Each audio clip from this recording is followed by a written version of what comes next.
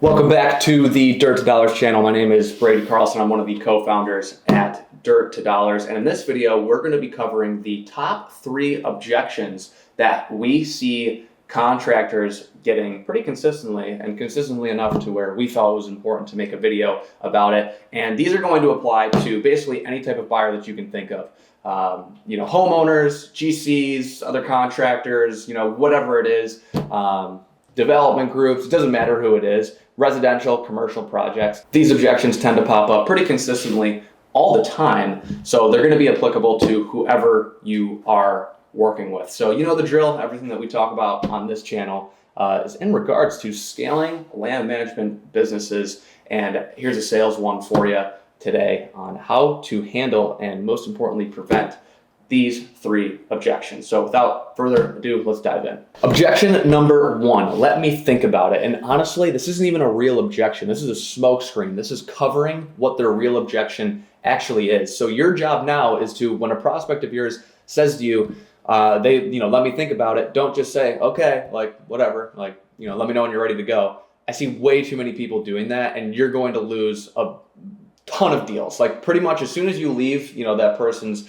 property, whatever it is, and they tell you, let me think about it, there's a 90% chance you're never going to hear from them again, and it's just not going to close. So you don't want to leave with, a let me think about it, because it's not a real objection even in the first place. What you want to do is you want to let's start to probe a little bit here and start digging a little bit deeper and to find, what the real objection actually is, right? So super simple, right? Most people, 90% of people that I see don't even ask this. What is it that you need to think about? What is it that you want to go over in your mind? That will get you further ahead and along than most people, right? It's going to mainly end up in one of 2 directions. So when somebody asks you, or you ask somebody, what is it that you need to think about? Is it more like belief in the service? Is it that you think I'm not going to do a good job? Is it, more, or is it more, finances related, right? More times than not, it's going to end up in one of those 2 buckets right there. And if it is belief in you actually completing the service, or, timeline of getting the service, completed or whatever it is, that should have been prevented in a discovery call that you would have had with them before meeting with them on site. So we're going to make a future video about that, on how, that first initial intro discovery call between you and a prospect should go, because the majority of objections that you will get can easily be prevented with just a good introductory discovery call before you even go out and meet your prospect on site. So it's now going to go into one of 2 buckets from there. If it's, they're not confident in your ability to actually complete the service, or is it more, price related, right? Now that is going to isolate the objection, and now you're not leaving with, let me think about it, right? Now you're going to actually start peeling back, those layers of the onion to figure out exactly, what it is that they're held up on, because they're held up on something. Let me think about it is not a real objection. So don't ever leave. Just do yourself a favor. If you're on site with a potential client of yours or a potential customer, and they tell you, let me think about it, do not leave. Do not leave until you find out exactly what it is that they are held up on. It will help you. It'll help you close more deals just by doing that. And you will, you'll minimize the amount of times that you get ghosted by people who end up telling you that and you never hear from them again. So super important that you do not leave when somebody says, let me think about it. Second objection, wife, spouse, business partner, decision maker objection. Now this one is the hardest objection to overcome. So this one you want to be really, really proactive with staying ahead of this and putting out feelers for this, asking the right questions before meeting with them on site to actually get all necessary decision makers involved in the process and there when you actually go out and meet with them. When somebody says to you, let me talk it over with my wife, my husband, my partner, my neighbor, whatever it is, toughest objection to overcome. You don't want to put yourself in a position where you're forced to handle that objection. You want to be able to prevent it before even going out and meeting with them. You want to have all decision makers on site when you show up to, walk the property, give the bid, whatever it is that you're doing, and actually run a proper sales process on every single decision maker. Even if it's not even a majority decision maker. Even if this person has like, 10% of like the decision making, power in this decision, even if it's 1%, every single person needs to be present when you show up for that on-site appointment. Super, super, super critical. So really simple when it comes to actually preventing this. When you're on the phone with your prospect, which all of you should be before actually going out and meeting with them on site, very simple, right? Before actually locking in that appointment to your calendar with a date and time on when you're going to show up, or when the appointment is going to be held, you just simply ask, is there anyone else involved in the decision-making process here? Do you have a wife, husband, a neighbor that needs to be involved because of like property lines or something of that sort, another contractor or something, a third cousin? It doesn't matter who it is. They need to be there, and you need to put feelers out for this, because even if somebody's like, I probably will have to run it by my wife, but you can just come out anyway and we can do it. Don't even, fold for that. Just say let's, have your wife out there. I want to have all decision makers present when I'm actually walking the property with you. I want to make sure that everybody's on the same page. The appointment is going to be around like 30, 45 minutes long, however long your appointments typically last.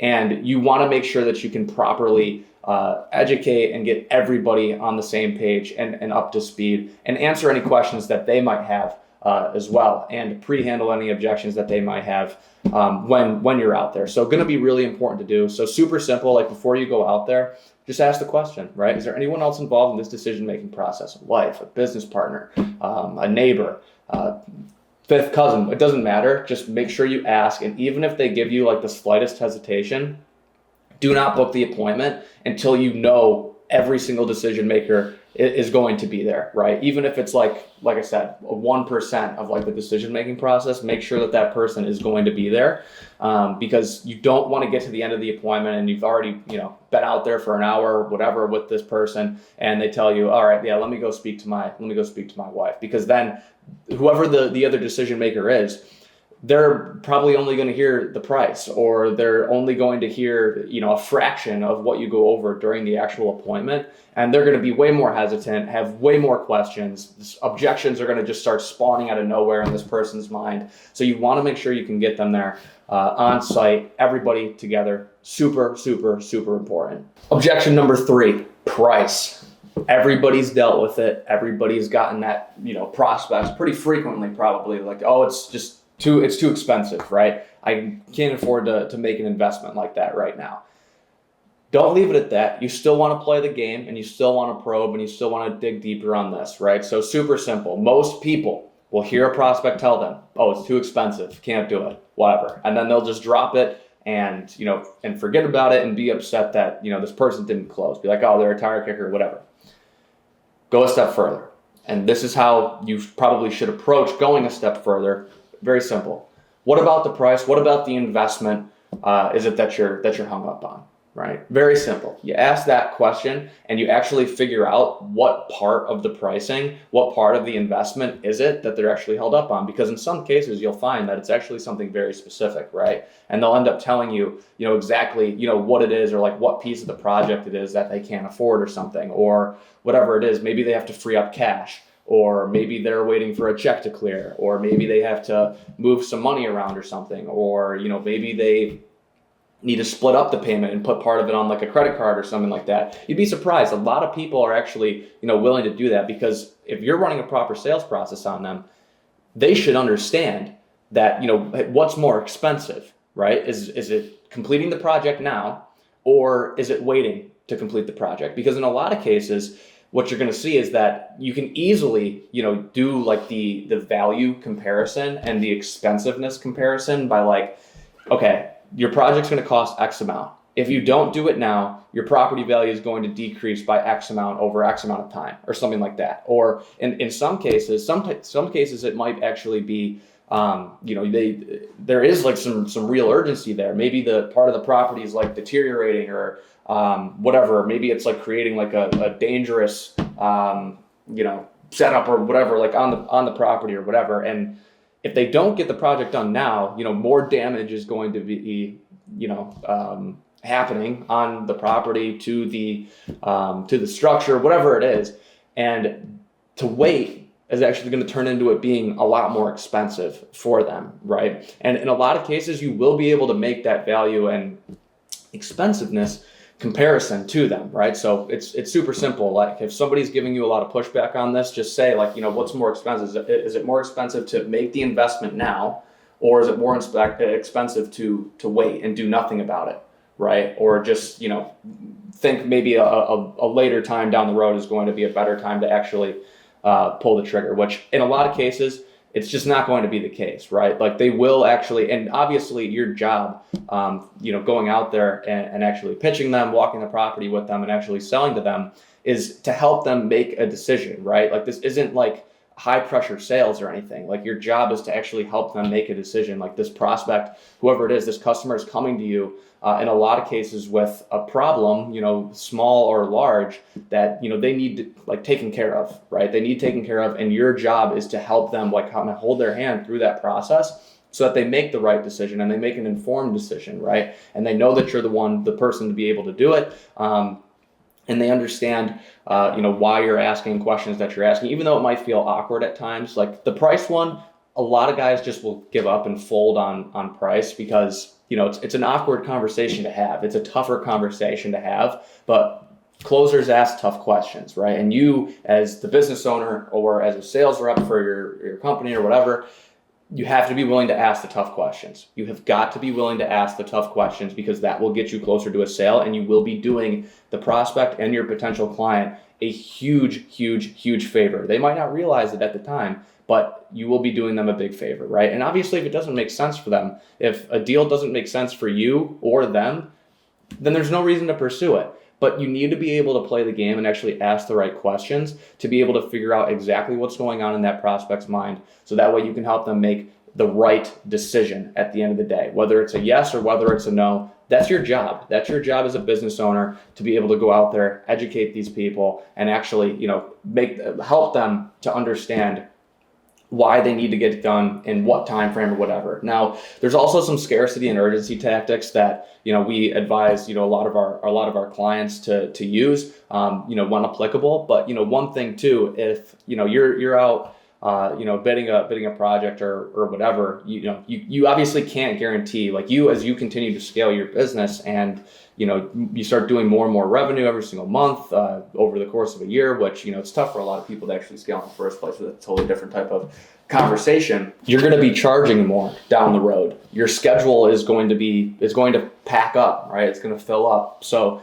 obviously, when you're out on site meeting with somebody, they should love you. They should, you should be able to get the, your confidence across to them that, you are the right one to actually do their project. And, so many people I hear even from a lot of our clients, I went out there, I spoke to them, they said they loved the project, they loved our operation, they loved what I had to say. It was all great.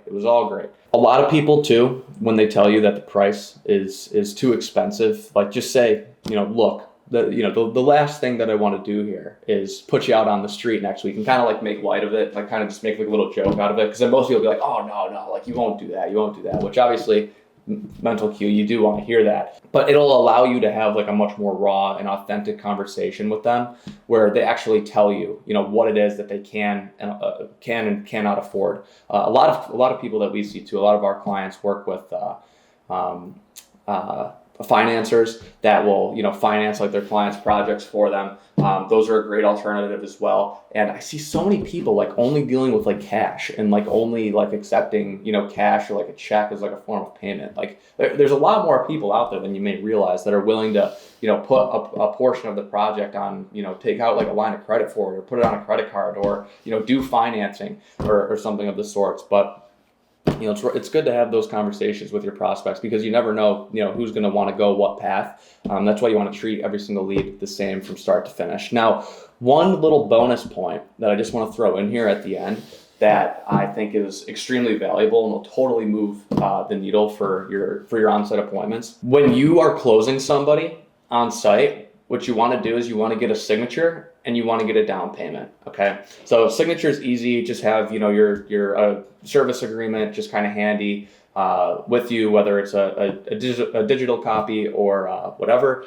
So that way you can get a signature, and that way you can get some type of down payment on the spot as well. I see a lot of people that are taking like 50% like upfront, like on the project, which is fine. Like you can do that. Like if you can get it, go for it and do it.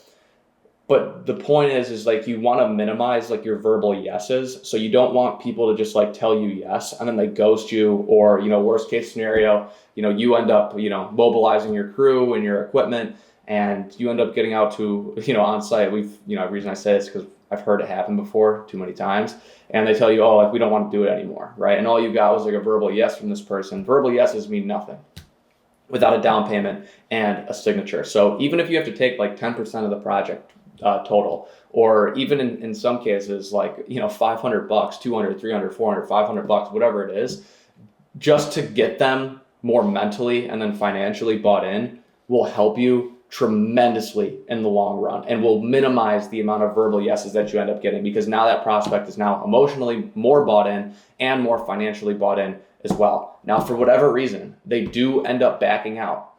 Your time's covered, right? Your time was covered. You didn't go out there. You didn't waste money on gas. You either broke even or, even made, a little bit of money, but at least you didn't lose money. So you didn't work backwards from having to like go out there and actually do the bid. So I hope this video helped. Those are the top 3 objections, and a little bonus point there at the end for you. Let me know what you guys think down in the comments. If there's any objections that it didn't cover here that you might want covered, I'd be more than happy to cover them in future videos. And the intro call is going to be that initial phone call that you have with your prospects. We're going to be making a whole video about that one very shortly here, and that one is going to actually help you prevent objections from even happening in the first place. So see you in the next one.